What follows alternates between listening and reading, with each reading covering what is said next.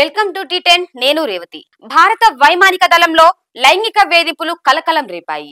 శ్రీనగర్లోని వాయుసేన కేంద్రంలో మహిళా అధికారిపై స్థానికంగా పనిచేస్తున్న వింగ్ కమాండర్ అత్యాచారానికి పాల్పడినట్లు ఆరోపణలు రావడంతో ఆయనపై కేసు నమోదు చేశారు. గత 2 ఏళ్లుగా వింగ్ కమాండర్ తనను మానసికంగా వేధించడంతో పాటు అత్యాచారానికి కూడా పాల్పడ్డారని బాధిత మహిళా అధికారి పోలీసులకు ఫిర్యాదు చేశారు. బుద్గం పోలీసులు ఈ ఘటనపై ఎఫ్ఐఆర్ నమోదు చేసి దర్యాప్తు సాగిస్తున్నారు.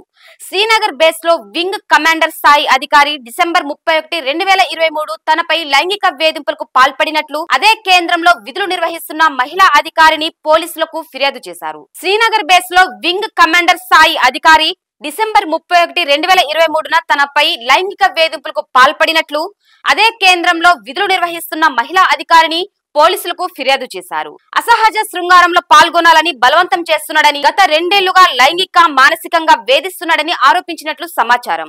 ఈ విషయాన్ని ఉన్నతాధికారుల దృష్టికి ఇంతకు ముందే తీసుకెళ్లినప్పటికీ న్యాయం జరగలేదని తెలిసింది. ఈ వ్యవహారంపై భారత వాయుసేన కూడా స్పందించింది. ఈ కేసు గురించి తమకు సమాచారం ఉందని వెల్లడించింది. దర్యాప్తులో భాగంగా శ్రీనగర్ లోని ఎయిర్ ఫోర్స్ స్టేషన్ కు బుద్గం పోలీసులు సంప్రదించారని, వారికి పూర్తిగా సహకరిస్తున్నామని వాయుసేనకు చెందిన ఓ సీనియర్ అధికారి తెలిపారు. ఇది ఇవాల్టి న్యూస్. చూస్తూనే ఉండండి టీ10.